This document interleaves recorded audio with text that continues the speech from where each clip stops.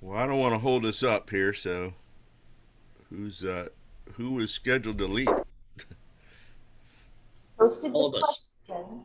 Yeah, I think it's a group effort this time. Let me rename. I'm not sure who's.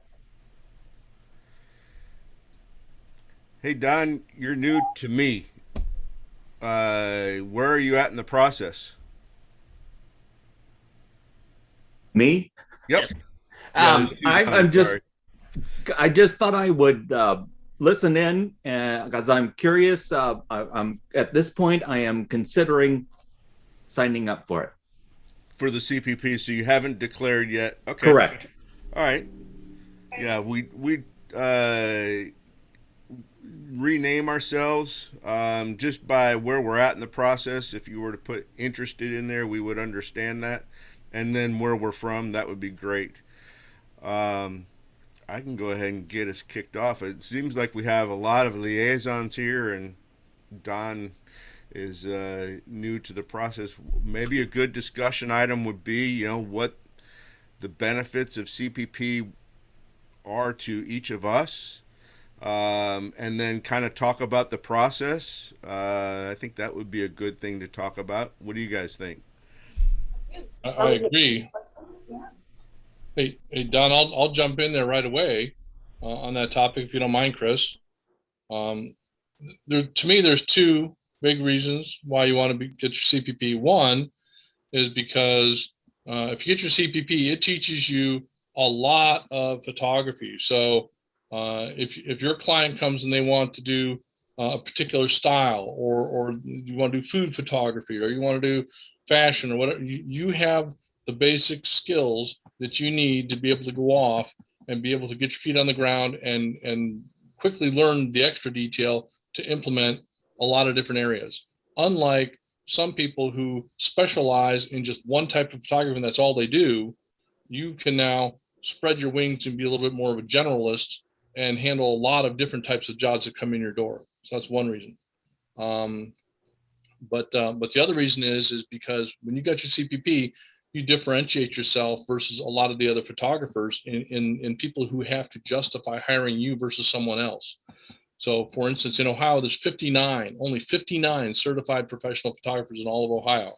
What that means is when I go out and I talk to potential commercial clients or even residential clients, that helps me stand head and shoulders above a lot of these other people because they're not certified. And that gives your client confidence that you know what you're doing. Somebody else has said that you know what you're doing. It isn't you just saying you're an expert.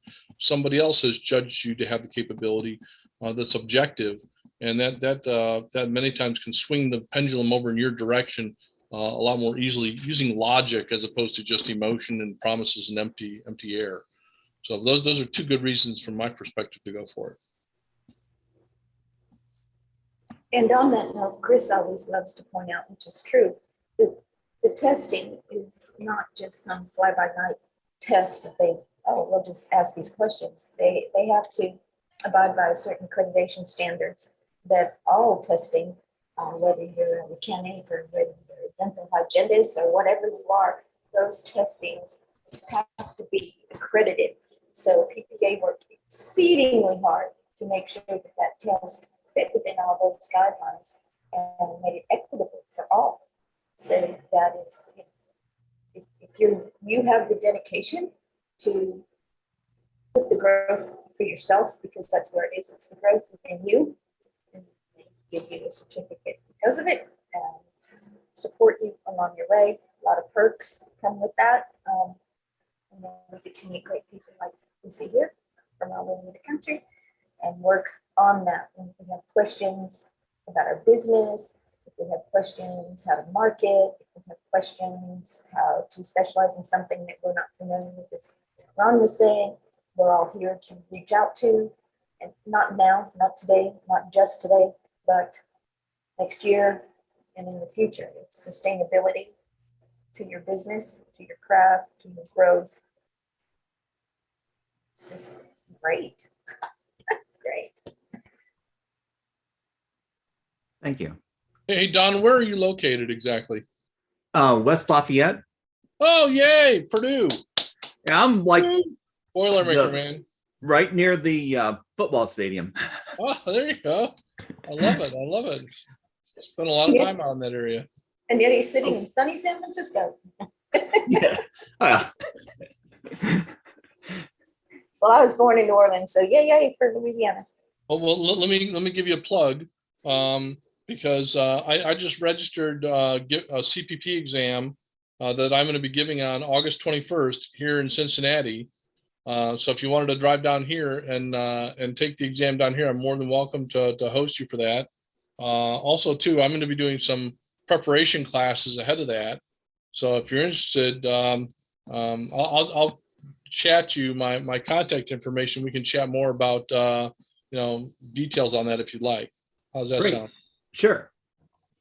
Yeah, and similarly, the one coming up in July, maybe a little bit early on for you, but I do have for professional photographers of Michigan, we have our fall artistry retreat on the west side of the state.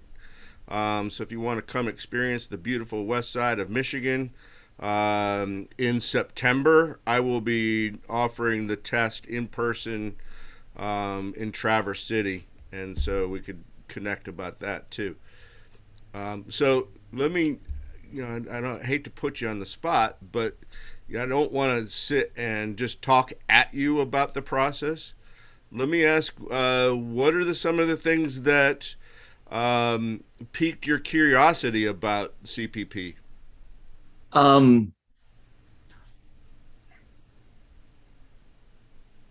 The things that you just mentioned, being certified, being able to, and the knowledge that comes that implies.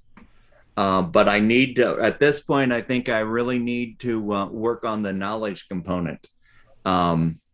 So one thing I was curious about, I can't find it right off. I'm not sure that I have it bookmarked, but they had some recommended books to read for the CP to prepare for, or references for the CPP.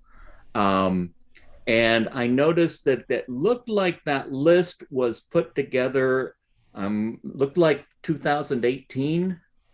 All of the books were 2018 and older. And I was curious because it did go through and it listed specific editions of the books. And is it okay to get later editions? I believe a couple of them, there are later editions. Yeah, I mean, if you're going on the same author and the same, same publisher and all that, then yeah, it's just a revision. I know that the photography by London and Upton, say that 10 times fast. It'll be updated here soon.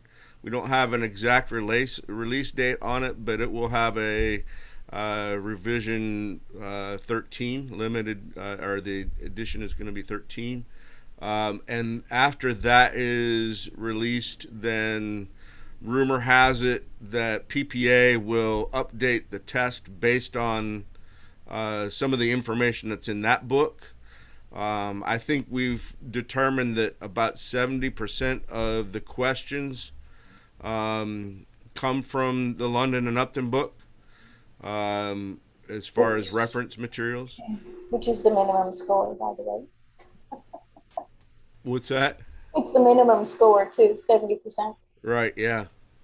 And actually you're not limited to the PPA resources. I won't tell you that. But I will say this, in this group and my study group, Ron's probably the same way. We do limit our scope of information from the PPA reference materials. And I'm going to use the inverse square law as kind of an example of this. Steve Kozak has a great way of teaching the inverse square law. Actually, well, he teaches both the inverse square law and light ratios very well. And then there's ways that you can learn the inverse square law through the books, and videos on PPA. But one of the most valuable references that I've ever run across on the inverse square law is how Peter Hurley teaches it. Now, Peter Hurley is not in the approved or recommended resources. However, for me to learn how the inverse square law works, and I watched Peter Hurley do it, a light bulb went off, and so I understood it better. So that's how I recommend it. Now, be careful. That's all I'll say is be careful, because there's some material out there that, well, is the answer exactly right there? And if I answered it that way on the test, would I get it right? There's some material out there that would not be the case. Yeah, Don, I would look at the CPP exam is a little bit like, call it freshman chemistry. Okay. There's going to be a lot of stuff out there like the inverse square law, exposure ratios that are just fundamental building blocks that don't change over time. Those definitions are not going to change. Okay. And the London Upton book it's a textbook. It's a hard read if you don't like textbooks. But it establishes a lot of that foundation and language and building blocks. And then after you understand, then this is what I was alluding to earlier, then you don't want to get that confused with somebody who does like glamour photography, okay? Because they're going to take all those basic skills and apply all those skills toward that particular type of photography, okay? Nature photography, or all those things use the same building blocks, right? And it's those building blocks that are I'd say most of the CPP exam, not an in-depth dive into baby photography, okay? But stick to the London and Upton book for like the definition. And if you need to filter in some different ways of thinking about, or different ways of having it presented to you, look around, but filter that with the understanding that, you may be hearing something that's more of a style choice more so than what's fundamentally correct. Is that said well, Chris? Yes, definitely. Okay, Yeah. Don, I put in the chat a link to the CPP candidate handbook. That is something that you should, if you haven't already, download and get. It's a little 11-page PDF that gives you a good overview of the entire CPP process, from starting to maintaining and renewing your CPP. And it has links to all the different resources that PPA has on their website. And that is something that's, if you have that, then you'll have all the links to where all your study material is. And the other thing to keep in mind is this group you're in right now, we meet every Tuesday. So as you start your study process, and you end up with questions, you can bring those questions to this group right here, where you got a bunch of people who are just dying to help you out along your journey. Okay. And we're all certified, or at least the people who are labeled as liaisons are certified. And we're eager to help people on board with this. So you're going to get, a lot of help in that regard. The other thing we have is the exam is the first. He froze. Okay, lost you. He Part. froze. The other part is taking some pictures that are specific, and they aren't necessarily easy, and they raise a lot of questions as you go through that process. But we're here to help you out with that too.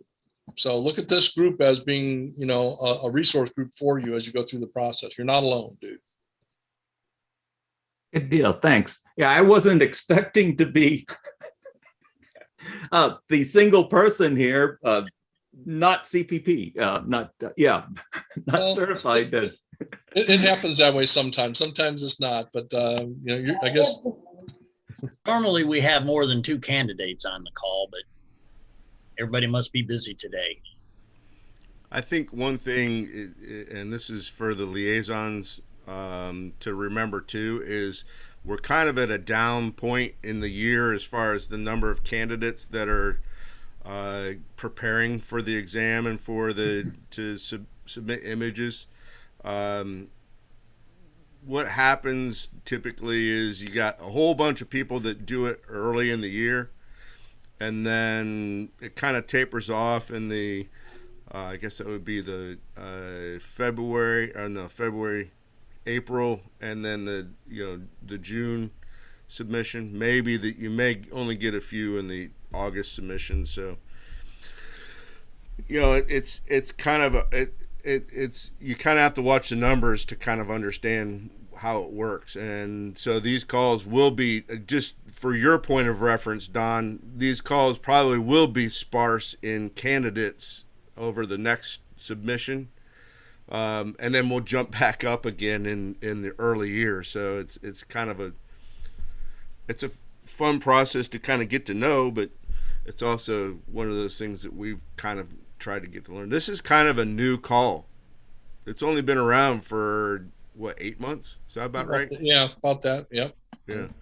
So, and we've actually, one of the things that we kind of have been paying attention to is the number of people that we've actually helped through the process. And we, as a percentage, I think we've helped quite a large percentage through the process since this has been going on.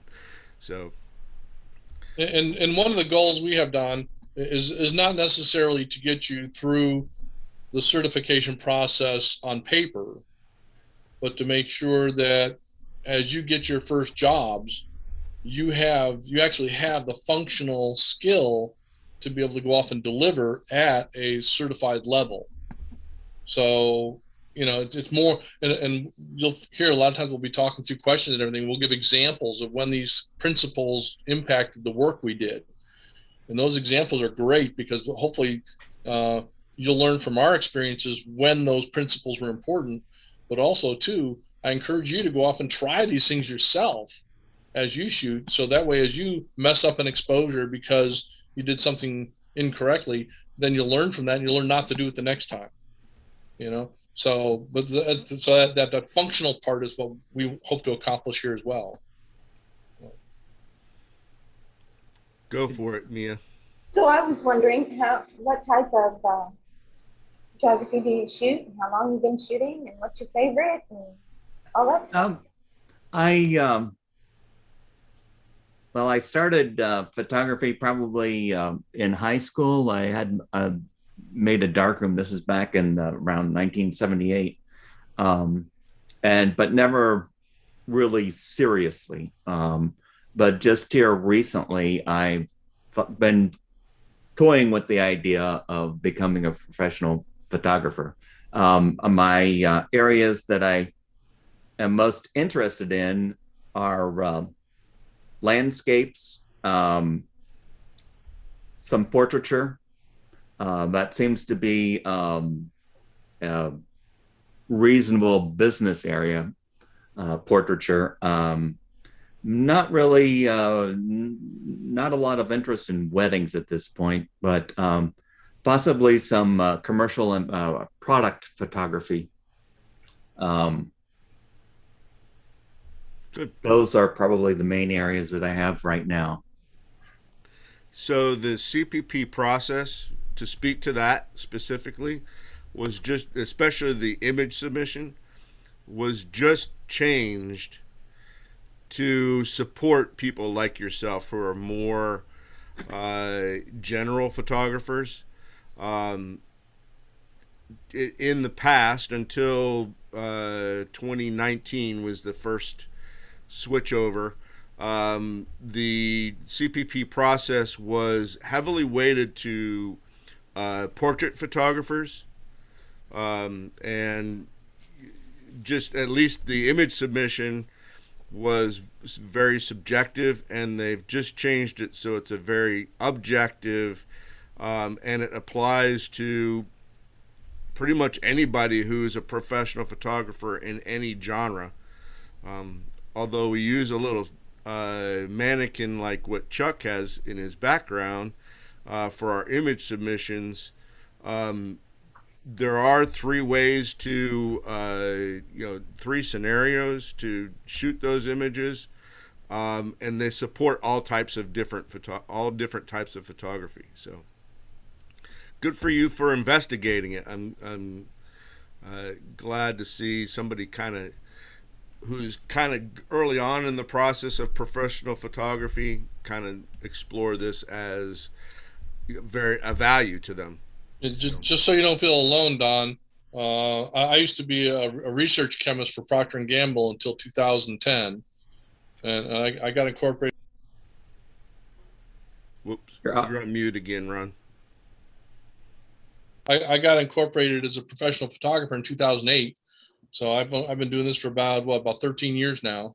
But you know, going into it as a second career is definitely not impossible for sure.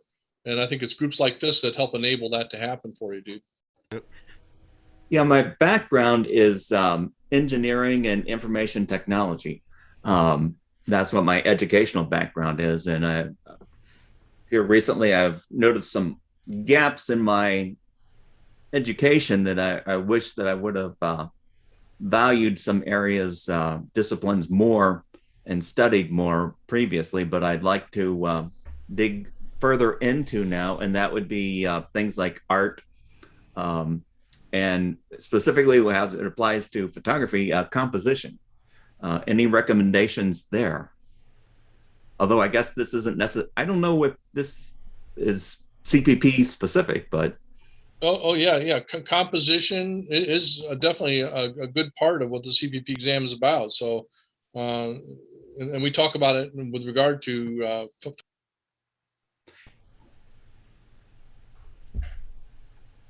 your audio muted. Oh, I'm sorry. It's You gotta watch out. 25% on the test, 25% is the lighting, so that encompasses quite a bit of things under that umbrella. And then 25% is composition. So, and then that has its own umbrella of things. So you're headed down the right path when you say, I want to know more about that, because it's definitely there, you know. And what you bring to the table, we all have a different background. All of us are so different and varied in our backgrounds. And yet we're able to take what we have lived with and understood for many, many years, and was able to, you know, work at expert levels and apply that to our photography as well. So what you bring to the table, don't ever dismiss what you used to be, because you'll bring that to the table and you'll find that, wow, that's kind of like, you know, and you'll find those niches and areas to be very beneficial for you. You bring a lot to the table.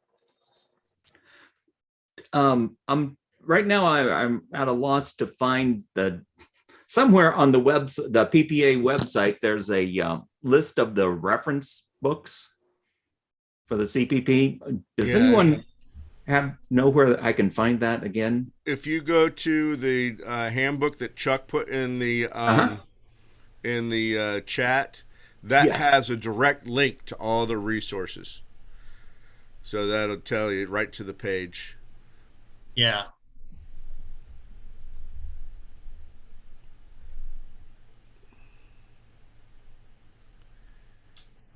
Matter of fact, the study resources are on page 5 of that handbook.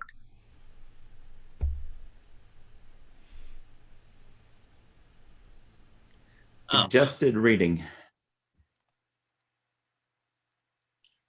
I see we have Jay Wingham on here. Are you listening from work or? There No, he I is. was actually feeding my face, and I didn't want y'all to see. I understand. So, what's your first name, Jay, or do you call yourself Jay? No, James. James. Mm-hmm. Welcome. So we do, if you know how to do it, we do rename ourselves. This is helpful so that we know where you are in the process, and then where you're at in the country is kind of helpful too. We can kind of, if necessary, match you up with a liaison, or kind of get you directed if we need to be. But welcome. Where are you at in the process? I am in New Orleans, Louisiana. Oh, there you go. Woo! Who's that? I am, yeah. I'm actually the liaison for Louisiana. Oh, okay. Yes. Gotcha. Sweet. Welcome. Mhm. Another liaison. One of the That's awesome. liaisons. Yeah. Yep. Awesome. How'd you find Sorry, out I'm about getting it? excited, but that's, that's how we Okay. are down there.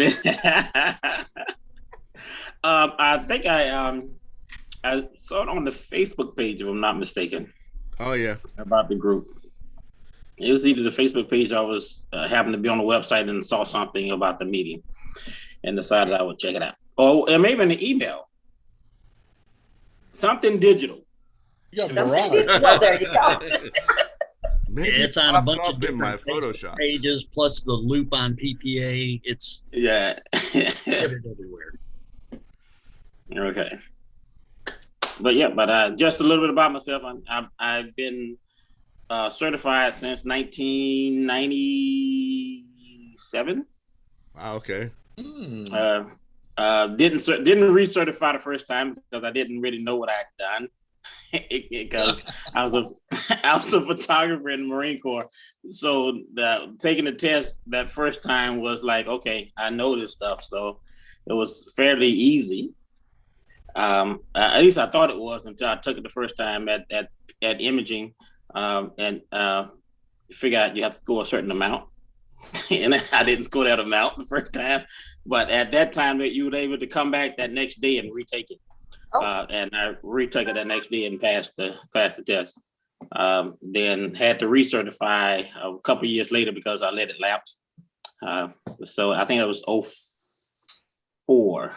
I recertified, and then I've served on the certification commission before. Okay. And I've been a liaison probably for the last 5 years for Louisiana, among other things. Awesome. Well, Don is trying to learn about, make a decision as to whether he wants to go forward with getting his CPP or not. So do you have a couple of words you can give Don as far as what CPP has done for you, why you think it might be valuable? It's I'm sorry, I got on so late, Don. So I didn't hear what your formal background was. Mine is my background actually is engineering and information technology, but I've dabbled in photography over the years for a number of years. I'm interested in landscapes, portraiture, and considering commercial product photography. Okay, in engineering, are there certain programs that allow you to be certified in certain areas of engineering? Yes. Mainly, I worked actually mainly in later in information technology, but yes, there are various certifications associated with that. And if you was hiring an engineer, with the knowledge that there's different engineers bring different things to the table, would you feel more comfortable with someone who's been certified in the area that you need them to be, or someone who's just an engineer? It depends on the type of work, but yes, mainly. Yeah, in my opinion, that's the same way I look at being certified as a photographer. There are clients out there that understand that structure, that there's a difference between a nurse and a registered nurse. They understand that, and they trust one more, or they have more confidence rather in one more than the other. And CPP is a way of leveraging that confidence for the client. Personally, for you, it is an extremely good ego booster, confidence booster, to know that you know what you're doing. When you go on a job, you're not guessing. No matter what you face, I know you can throw anything at me, and I'm gonna know because I know the principles of photography, I can ABC it down to get the job done. Having that confidence and be able to display that confidence before clients is immeasurable. So, any of the liaisons on the call that may have an advanced degree through PPA, and if you got your advanced degree after your CPP, kind of talk to the group about how CPP may have inspired you where you weren't as inspired before CPP to get that advanced degree? Anybody? I'll start. There you go. I'll start. Three. I have a craftsman's degree in PPE as well. And, That's what I've got and too. three yeah. merits from my master's. 3 merits from my master's. But So I did it the reverse direction as well. I got my craftsman first, and then But my story is I got my first speaking merit in 1996. I got my second speaking merit in 2006 after I was certified, because I was more confident about what I was teaching at that point. My ability to not go into a classroom or into a seminar and just talk out, the backside of my body and just blow smoke at people, hoping that they would believe it. I had confidence in what I was saying, and when a student challenge you on something, you can give them an answer. You can give them a correct answer, and not just, if you got the gift of gab, then you can, say whatever and it's believable. I don't have the gift of gab. If it's not factual, most of the time I don't say anything. Let me build on something you said earlier there, James. That was the idea of looking at when you have to make a choice between multiple photographers. When I was at Procter & Gamble, I had a number of times I had to go out there and source a job to get done. And I was required by law to go out and get, a number of different potential candidates on the table, and then write a proposal document to my management that said that here's the right one to use and here's why. Right. Mm-hmm. And that way we could keep ourselves out of trouble for, throwing business to a relative or whatever. It was always documented very well where it went. It was typically pretty big projects. But if you've got your CPP, that is one of those things that I would use. If I were writing that document today, I'd write that. I'd say this person is a CPP and the other people are not. That puts you automatically at the top of the list and be the one I would put in my proposal. So that's a really useful tool that way. So I echo your sentiment there, James. And to elaborate on what he's saying about the craftsman and the masters, the craftsman is for speaking and teaching, and the masters is for your image making, both of which are apparently doable at the same time. If you go into competition and you're kind of teaching over here and competing over there, you can kind of do it simultaneously. The interesting thing about the teaching thing, though, is the subject matter is so diverse. It could be your mind setting, it could be marketing, it can be lighting. It's just amazing the diversification that is within that umbrella of teaching that applies to the craft and your business and all of that any one of us brings something different to the table. So when he's saying, I have the confidence to go in, and then if I get challenged, some of those subjects are very challengeable because everybody has a way or thinks it's better done this way. Maybe we're using an expo disc. I never use but I always use a light meter, and I never use a light meter. And, you get into those silly things. But then there's also some of the other things where you're, marketing and social media today. That is such a huge headache. I'm like, I have no idea what I'm doing there sometimes and hoping that anything happens. But somebody else who has more expertise on how algorithms flow and things like that would be able to teach that subject better. So, and how to apply it to your business, because it really doesn't matter what the business is, it's how to leverage yourself to the top when those subjects are searched and things like that. So again, what you bring to the table in addition to CPP is priceless because it's unique to you, and you can tailor your craftsman to virtually anything you want. Chris makes a really good point though about and asking the question about getting your CPP first and then going for your master's. Reason being is because as you sit back and you think about all the comments that judges make about images, there's a number of them that the reason that they don't score as well as they could is because they end up not using some of the knowledge that you get as part of earning your CPP. Like around Don, you were mentioning about wanting to learn about composition. Those are some of the things that they look for in a competition print.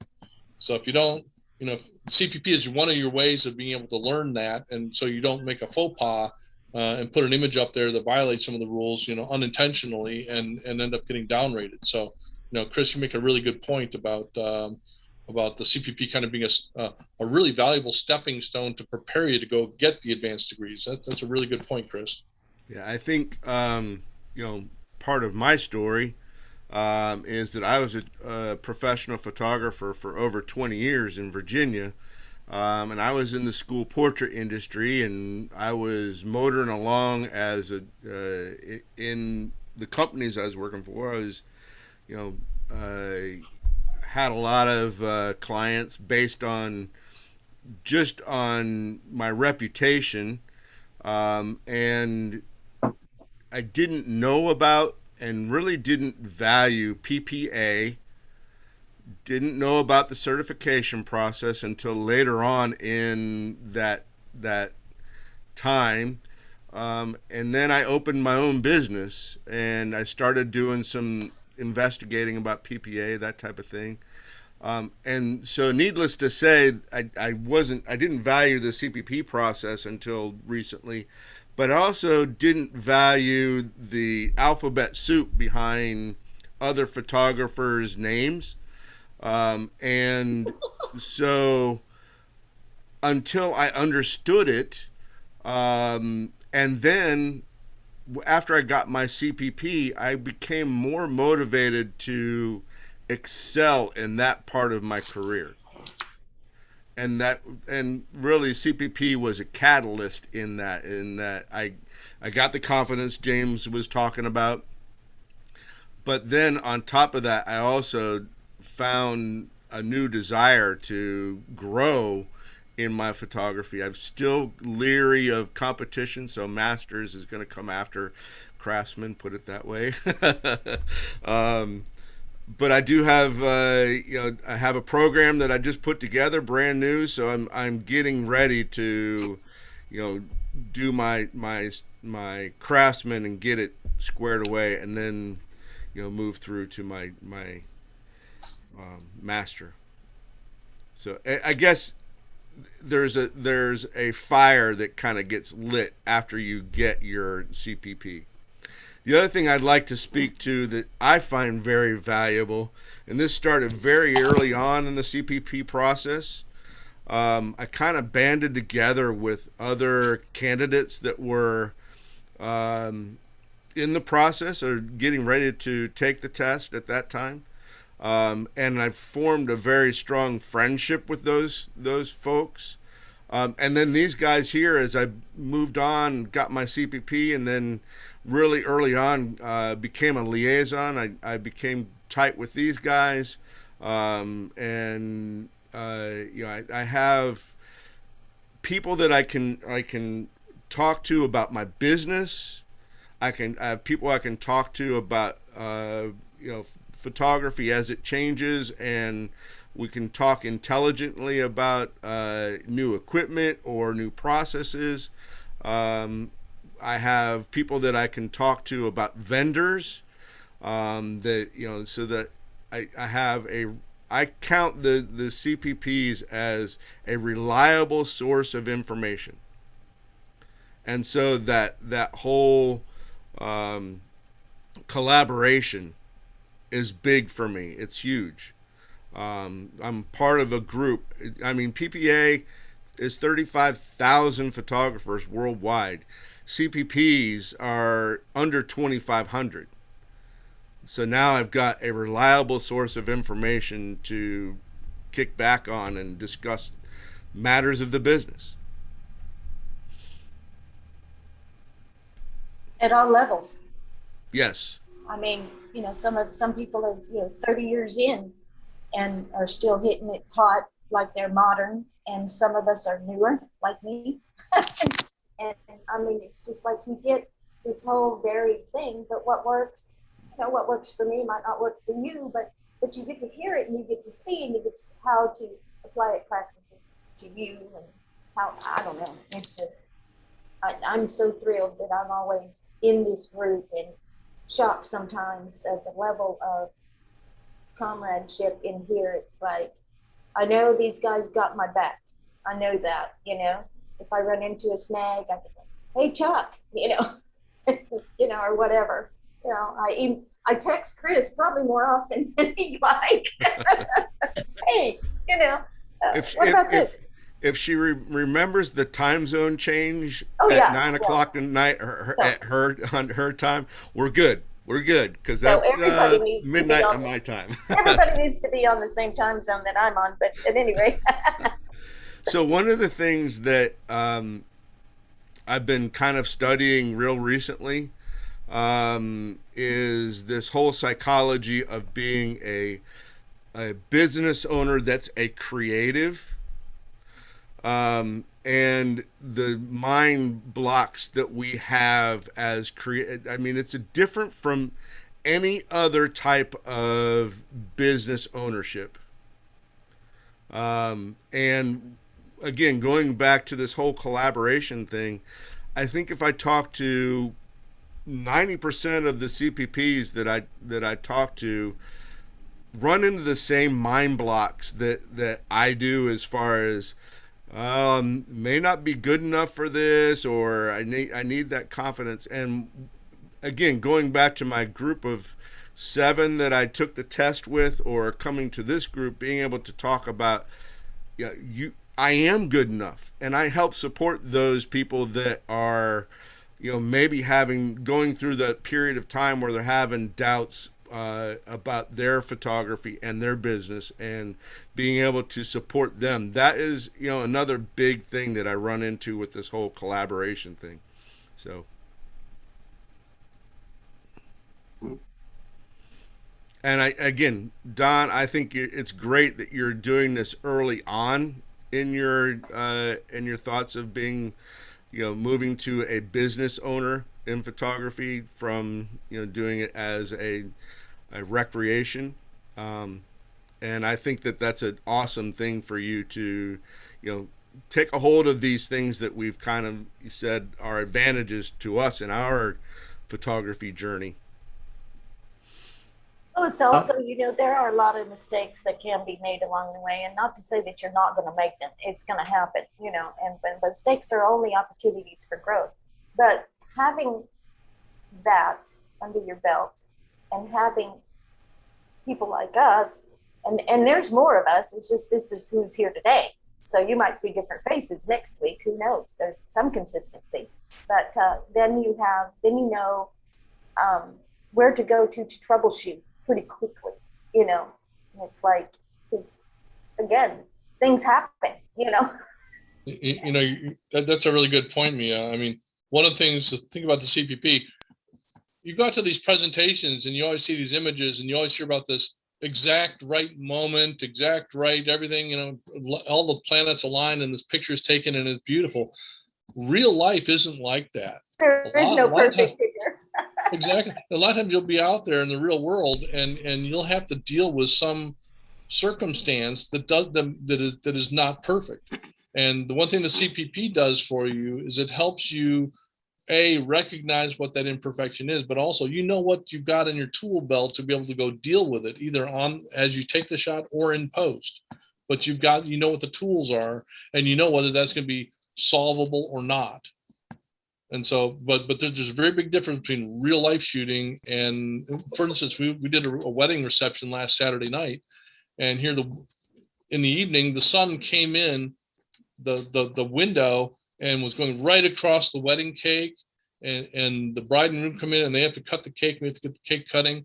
So what do? Well, because we're thinking about it, we put their backs to the light, so that way you wouldn't have the front of them half blocked off with the sun and the other part trying to fill with strobe. We put the back to the window so they were backlit, and then we could use strobes to be able to fill in the front of them, and it worked great. But having a CPP helps you think about direction of light and anticipate things like that, so that you can recover easily. So, definitely, I'm a real world photographer. I'm not this person who has 20 minutes to set up one shot. That's just not the way clients work with me. Well, that's studio perfection, and you better be there before they walk in the door. Thanks a lot for all of this information. It's given me a lot of things to think about. I appreciate it. thanks, Chuck Odom, for sending me that link. That the book, I wanted to purchase that, but I've been watching on Amazon, and the hardcover is like new is $111. They want to rent it for various costs, but ebooks looks like it's a pretty good price. That Yeah. link is really valuable because say if you struggle on ratios or whatever, I don't know, you can just type that in the search and it just give you the sections of the book too as well, just where you need to focus, you know, and then you can do the same on the PPA page and then pull up the videos and information right there. And if you still go, okay, wait a minute, they're not speaking the language for me as a learner, because education, I have to say that, have to think about how people learn. Then you can post it in the group, you can shout out to one of us, you can tag our name on there and go, hey, whatever, because we all have our expertise in various ways. We're there for you. Good deal. Hey, Don Davidson, you haven't said anything. Talk to me, dude. You're a valuable guy. You got a lot of good feedback. I'm not talking because I'm in the office still responding to stuff. But I do agree that so I'm the newest CPP here at this group, Don, for your information. But it's been very valuable for me to go through because I learned lots of things, for instance, like color. I didn't know anything about color and stuff, composing with color, different colors and whatever. But I learned that, at least was exposed to it through going through the CPP process. So you're going to learn a lot by going through it. Good deal.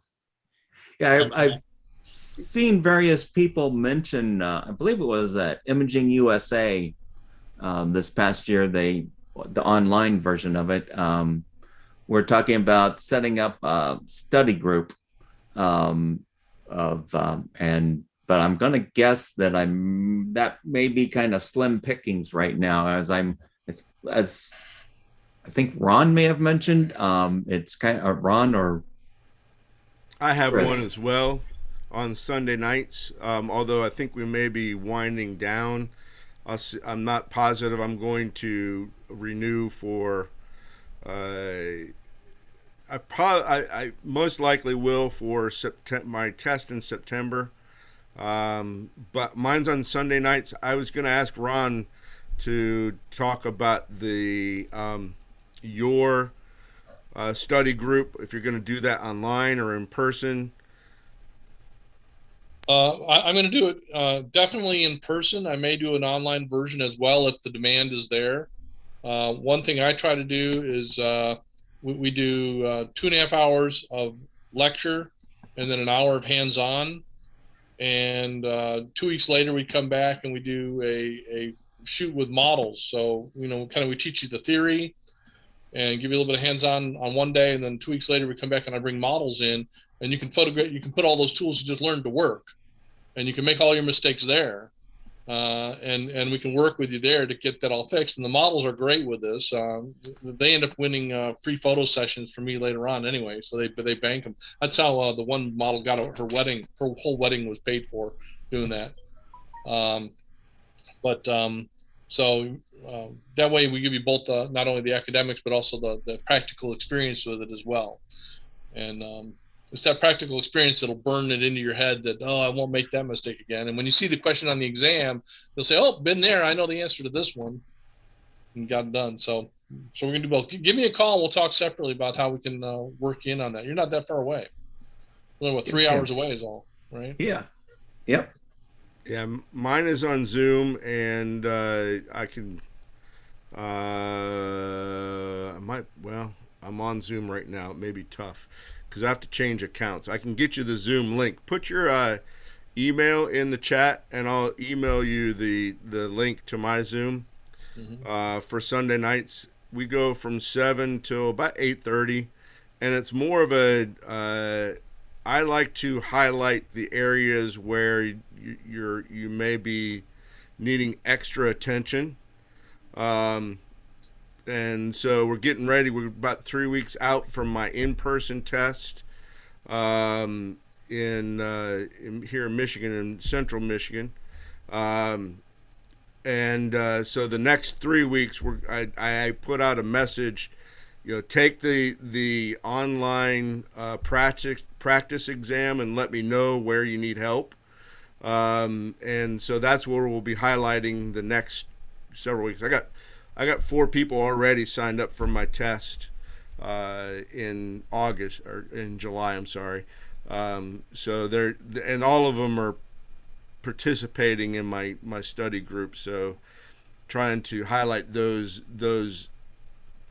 questions before the test. So that's how I work mine. It's very similar to this, where we, some nights we do a Jeopardy style. Thanks to Mia, she gave me the idea, and I'm just using the cards, the flashcards that are on the resources. Some nights we talk about a topic from a book, or from the book, or from the London and Upton book. So we hit a specific, could be our exposure equivalents. It could be the inverse square law. It could be that we talk a lot about the exposure ratios, or our lighting ratios. So those are frequent topics. It's topics that are asked on the test that are, sometimes they're hiccups for people. So we spend a lot of time on those. Yeah, Chris, that's valuable. Don't be afraid. Just take that 100-question practice test.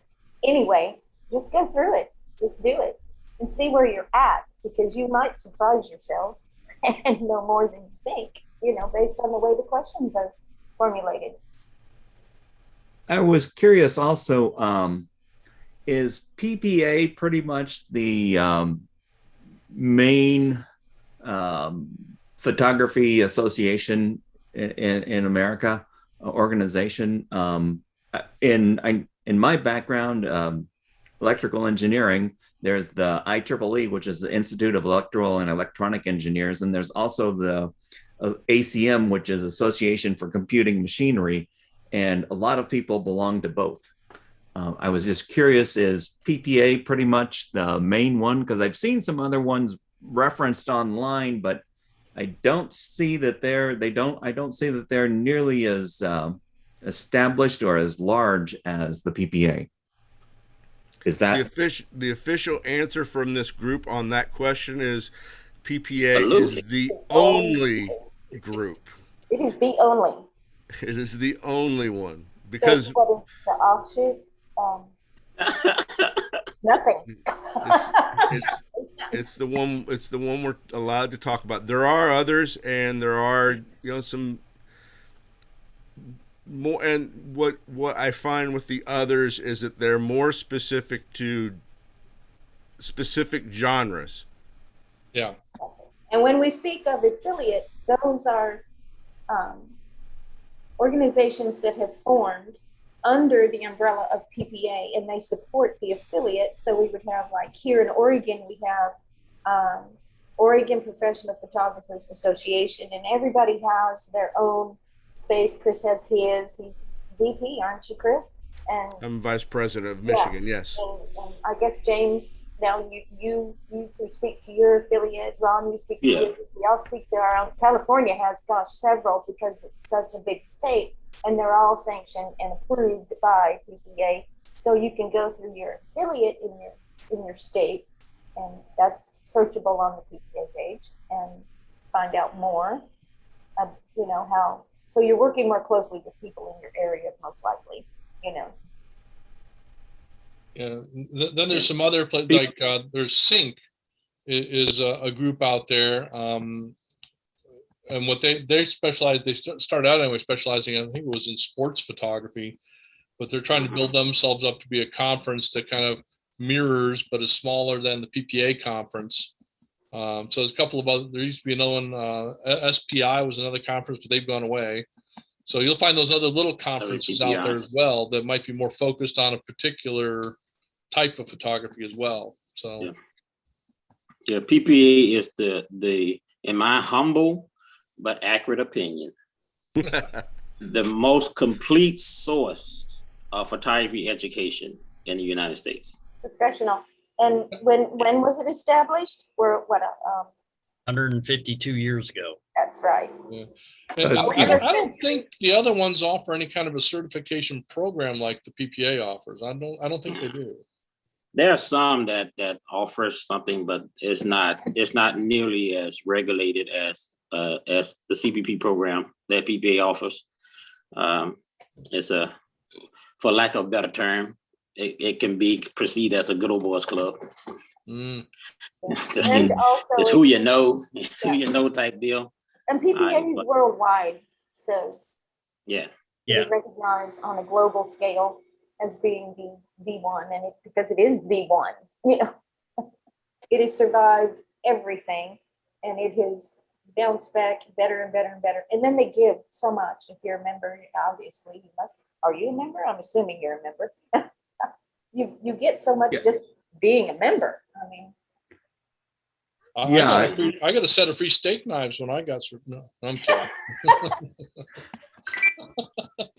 being able to attend all of the Imaging USA video presentations, that was really good for me.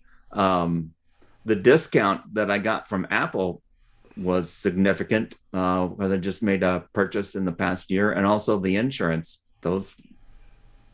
Well, and equipment, and gosh knows what. You know, I go there first, and then I go, okay, I'm going to B&H. You know? well, don't forget you get discounts from, like, I think was it Office Depot or Staples? Which one is it? Office Depot. Yeah, Office Depot. You get discounts from them too. I mean, Yeah, and when I was buying, well, I guess we get to do it again. School supplies for my kids. I go in, and then I go. They ask you which organization do you have an organization you want to donate to, and a lot of times I will do it local for the kids here, whatever's happening here. But if there isn't anything happening at the moment, I'll just say PPA, and they just stick it in there, and I get my discount. And it's all, everything works. Mm-hmm. And next year's imaging, PPA has reduced the price again.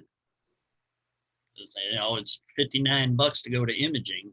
Yep, and I'm going. $40 off your room stay if you stay at the Gaylord. If you stay at the Gaylord Convention Center, PPA will pay $40 a night of your room. And it's live. Yay! Yes, you actually Yeah. there. There was one advantage for me, a big advantage for it being virtual this year, and that I could watch a lot more because they were available recorded later. So I watched virtually all of them. Which, Yeah, I've actually talked with the PPA trying to put that request in for next year. I've not heard an answer back as to whether that's going to happen, but I told them it was like super valuable myself for some reason. Yeah. Absolutely.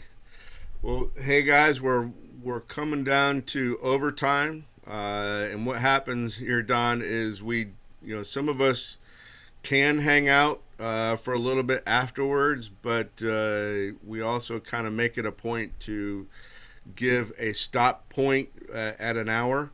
And what happens in overtime is a lot of times it becomes open forum. We've had discussions about drone photography. We've had discussions about, labs and that type of thing. So it's not as structured towards the CPP, but it can still include CPP questions. So I just wanted to let you guys know we're at the 1 o'clock time, and here we are in overtime. I've got some appointments that I've got to attend to here, but I really do appreciate all of the information and openness that you all have shared with me. Really like it. Again, that's kind of what, at least I speak for myself, but I'm sure that I can also speak for others of us on the call, that that's what we enjoy about the program, and that's what gives us fire for the CPP program, is this whole collaborative. And I think it's important, you know. There's no stupid question. The only stupid question is the one you don't ask. That's right. And if we don't know the answer, we'll wake up something that you'll You believe. can always count on Chuck. That's right. I don't know. I think James might call you out on that. Oh, I have a lot of experience making up stuff. I used to be a military instructor. Chuck, was you in the Marines? No. It wasn't military then. 22 years Army. It wasn't military then. It wasn't Marine. James, you're funny. My son was a Marine, James, so I remember. Oh, wow. Never developed a taste for crayons. Ouch, Chuck. A little brutal in here. Yeah. I'm gonna have to edit this out, aren't I? Yes, you are. Just so you know, Don, what we do is we get this recording, and then this will get turned into a YouTube video that we post later on. So you can, if you can't make one, then you can always check out one later. But you can't ask your questions because you would have been watching it after the fact. Right. So, Well, you That's can. great. You just have to post them. That's all. Yeah. Yeah. So I could go and watch back through previous ones. yeah, just go onto YouTube and search for CPP Study Break, and you'll see Great. all of them pop up. Okay. Thanks. You'll see Yeah, if I would have Chris's face every week. If I would have known I was going to have more than 5 people here and me be the only candidate, I would have been more prepared to fire off some questions. I thought I was just going to be in a sea of candidates that, You thought you're going to be unimportant, huh? yeah, that fighting for just getting one question answered. We're not like that. We dedicate, if you have questions and if you resonate with a particular liaison than another, and they're always there. I mean, I know I must have bugged Chuck to death when I was trying to get my images done. It's like, I was like, are you kidding me? But Don, and that's another thing this group offers is once you pass the test and you're ready to do images, we do a preview of your images to see if they meet the criteria for passing. So we help not only with the written test, but also with the image submission. Yeah, the criteria for the images is not necessarily crystal clear. Is how they reducing it from a printed word to actual execution can sometimes be vague. And so what we help do is we help you look at that list of criteria and understand how to apply that list to a real image so that you can convince yourself that you've either met or haven't met that criteria. And Chuck does an amazing job at that. He's like the guru at that. Yeah, it's something Sally Kohler, who is part of this group, but she's just too busy making money to join us recently. That's a challenge for a lot I of need us. to shadow her. She's the reason that I got my CPP. Yep. When I first met Sally, I would help her with stuff. I had my own little box. I was comfortable there. And I would help Sally, and Sally would say, get behind the camera and do this. I'm like, no, because this is my box and you want me over there. It doesn't work for me. That's that confidence that we've been all talking about. Is once I got my CPP and developed the confidence, I mean, if she tells me I'll get behind camera and do this, yeah, no problem. No. As a matter of fact, because I have it, last year, she was offered a job that she couldn't take because she had another job going on, and she passed it on to me. And because I was also a CPP, the organization said, fine, we'll hire him. Unfortunately, COVID canceled the event I was supposed to photograph. So yeah, I'm familiar with that. never got to do it. But it was one of those things that before CPP, I would like, nope, not something I want to do. Not something I'm comfortable with. And now, like, sure, I'll do it. unless it's a newborn or a wedding. Those I have the confidence to do. I just don't like doing it, so I don't. So I have a question for James, and actually it's for anybody that's on the call, because I'm 2 years out. As somebody mentioned, Mia mentioned, I'm vice president of PP of M. James, do you still do speaking? Do you still speak? Not very much. Not very much. All right. No, for our state association, I may do like a photo walk or maybe a 2-hour seminar during our annual convention. But I ever since I earned my CPP, I haven't been going to different other associations to earn merits, because I don't want to be in front of people. Well, my is my real excuse. I got you. Well, my year's coming up in 2 years. I'm already looking up, for our convention, our state convention. I'm already keeping my radar open for speakers, jurors, and speakers and jurors specifically for our competition and for speakers for our convention. So, okay. Well, I'm always asking. At Professional Photographers of Louisiana, we have a whole group of people who's really comfortable doing that. My specialty is one-on-ones. If I talk to you one-on-one, I can walk you through anything photography. I can do public speaking, but it's not my favorite thing to do.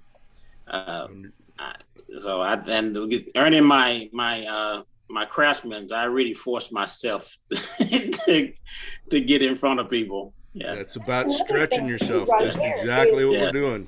You get just enough confidence to take yourself to the next personal level. And you do learn how to slay those dragons that we have inside of us that we don't want to do.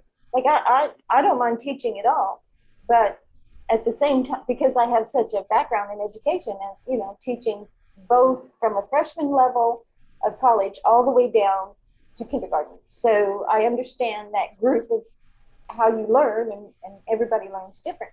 But there's certain things that I'm not going to do.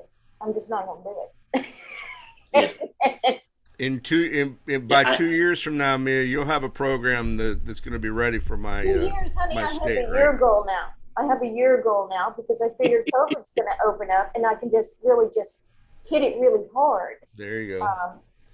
I have a meeting at 11 Pacific time with our PPA president to get, cross our fingers, a real small, intimate, first time since COVID hit, in-person gathering. And she's going to be in our area, and so we're talking to the idea of her speaking to a very small, intimate group of people. And so I have a meeting with her and Brian Welsh, Brian, Chris, at 11, who now I have to reschedule because Brian can't make it. Oh, no. Like, oh, dear, I'm going to have to call Mary personally. But that's another thing. Who in the world, 2 years ago, I would have never thought that I would be speaking personally to the president of an organization the size and capacity and weight of this one, and her talk to me as though I was her best friend every time and welcomed me every day with open arms. And if I have a question, she answers it, because I think she's the go-to on the question. So just ask her and she'll answer it. That's great. Just out of curiosity. Okay, I got to take off, guys. My granddaughter's hunting for me. Okay. Thanks, Ron. You mentioned being able to run some photos past you in preparation for the CPP. How would that work? Would that be like screen share here, or put them on some site somewhere, or? I can answer that. What we do is when it's close to image submission date, we actually have a system set up where you can go and you can schedule the day and time that you want yours previewed. And we use the same checklist that the PPA uses to judge the images. And you will have your images and you'll share your screen with us. And we will walk through that checklist and you determine whether or not you can check the box on each of the 10 criteria on that list for each of your 3 images. We don't tell you, yeah, this one's going to pass. We'll tell you, ask you if you think it will pass. And, you know, we may agree or disagree with you. And if it's a disagreement, or if you say, nah, that doesn't meet that criteria, then, you know, then we'll ask you, okay, well, what can you do to make it pass? And kind of get your head thinking of like, okay, I did all these things and it didn't work. What else can I do? And, you know, kind of help you with the process. It's something that, you know, I know Chris and I, when we did ours, we had no help from liaisons. And it wasn't because the liaisons didn't want to help us. It was a new system. Nobody knew. The liaisons didn't know. My local liaison, she was learning at the same time I was. And yeah, she learned that I failed it the first time. Yes, completely. And she was shocked. But, you know, after we learned the process and everything, and now we know how it's done, we use our experience to help others, to guide them. Like I said, we don't tell you it's going to pass. You tell us if it's going to pass. But we go through the same checklist they use, do it the same way. And that also builds your confidence that you did it right. And the one thing about this method, as opposed to the old portfolio method, is there is no editing. You don't get to tweak anything in post. You take it in camera and get it right, or it's not right. There's no, yeah, went off the background a little bit. Let me just crop that in. You have to reshoot. And so, and since very few, as a matter of fact, I can count the number of people I know who make their living taking pictures of little wooden dolls on one hand and still have 5 fingers left over. So shooting Sherman is not something that normal photographers do.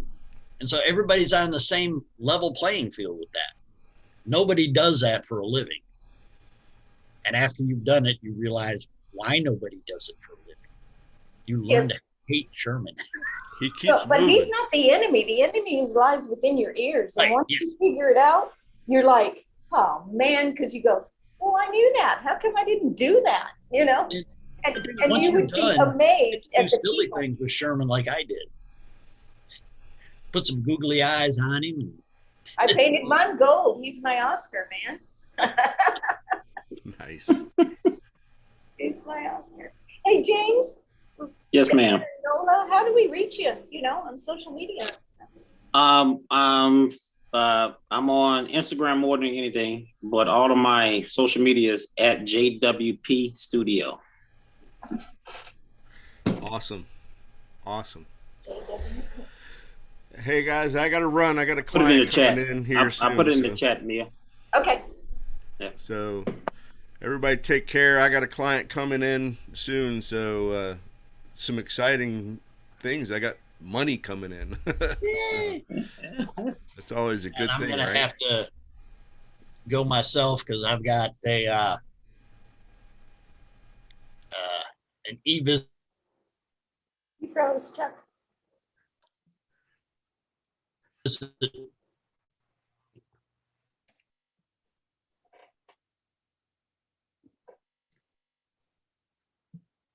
Boom, boom, boom. All right, Don. I think everybody else froze. All right. It was good Okay. to meet you, Don. Nice to meet you, James. Thank you Yes, all. sir. Yes, sir. And Thanks. I'm going to Hang exit on, as, I'm grabbing some chat stuff here, guys. okay, All right, thanks. Thank you. Bye now. thank you. Yes, sir. Yes, sir. All right.